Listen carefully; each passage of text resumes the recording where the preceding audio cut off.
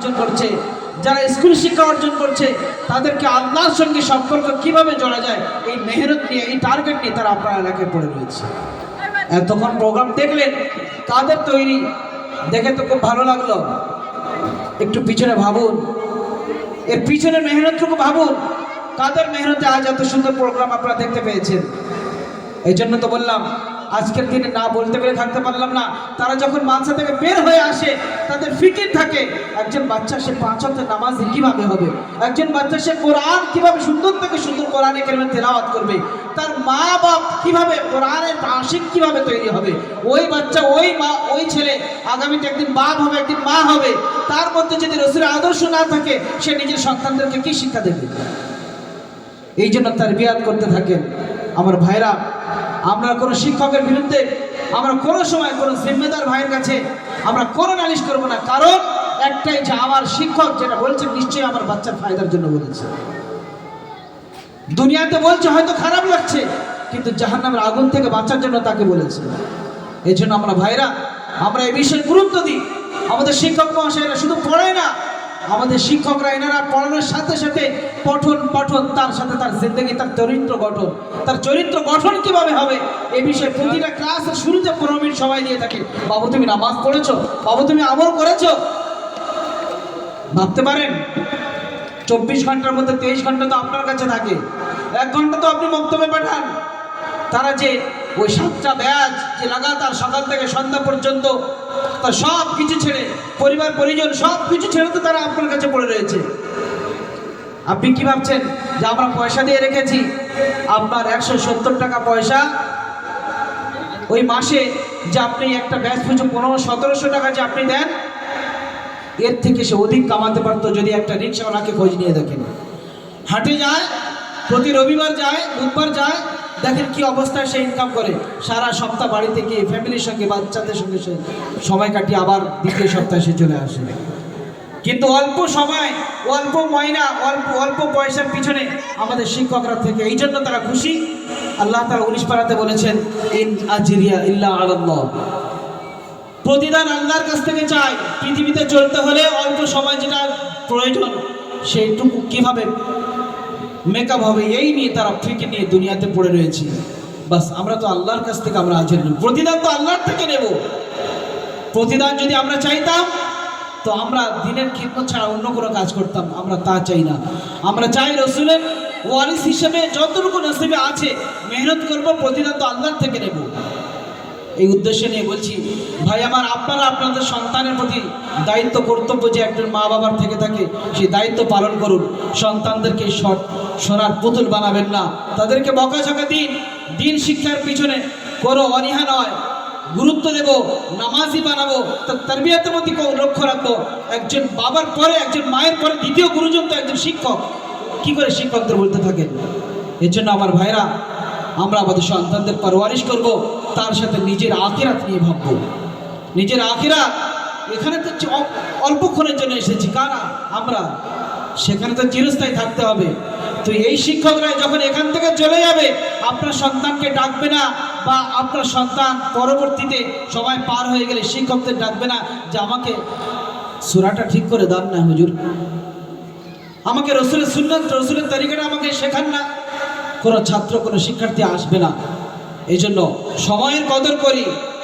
আল্লাহ তাআলা প্রত্যেক মা বাবাকে আমল করার তৌফিক দান করুন, এবং তার সাথে সাথে যে সমস্ত জিম্মেদার ভাইরা রয়েছেন আল্লাহ তাআলা এনাদেরকেও দিনের জন্য কবুল করে নিক।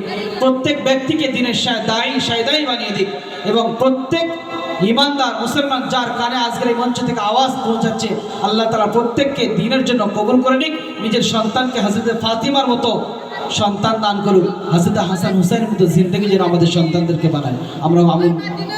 আল্লাহ তাআলা আমাদের সমস্ত রকমের যা কিছু আলোচনা হয়েছে প্রত্যেক পয়েন্টে পয়েন্টে আল্লাহ তাআলা আমাদের আমল করার তৌফিক দান করুন। তার সাথে আমি বলি আমাদের আজকের যে জিম্মেদার ভাইরা রয়েছেন, এই জিম্মেদার ভাইরা যদিও কোনো সময় আপনাদের কাছে মাইনের ব্যাপারে যদি কোনো সময় বলে থাকেন, নিঃসন্দেহে ভাবতে হবে এটা কোনো ফান্ডিং সিস্টেম নেই।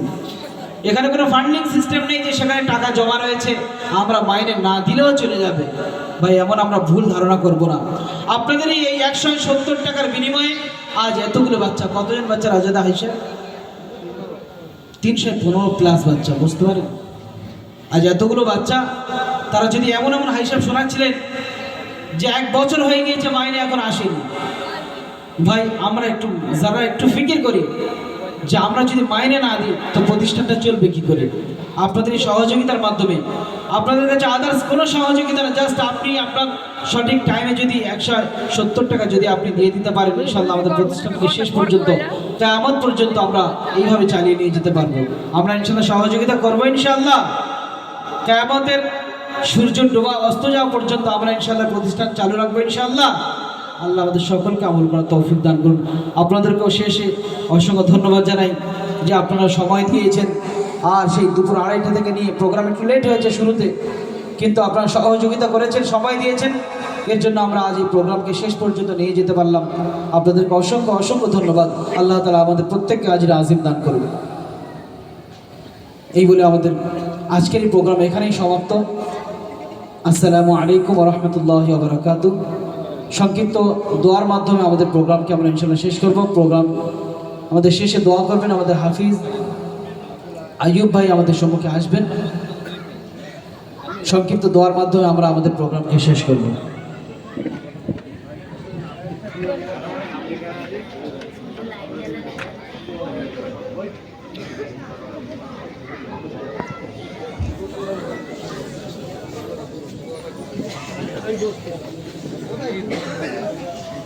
সাজিদ সাজিদ এই হুজুর দেখতে যা কিছু বলতে পারে না।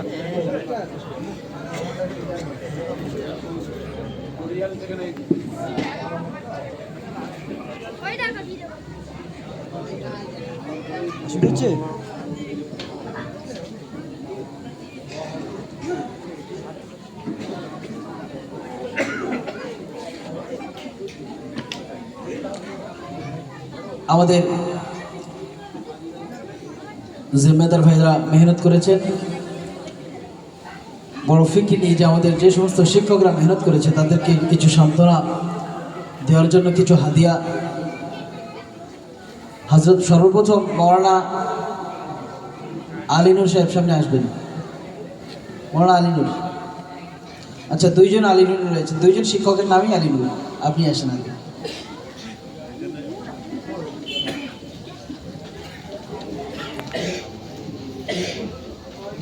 মাওলানা রাশিদুল ইসলাম আগে আসুন।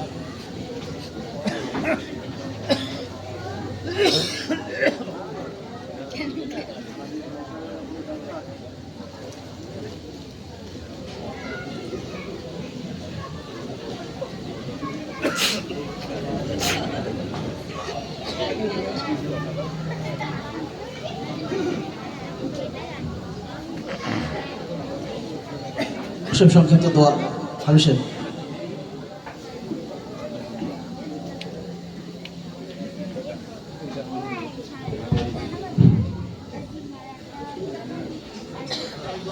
আসসালামু আলাইকুম ওয়া রাহমাতুল্লাহি ওয়া বারাকাতুহু।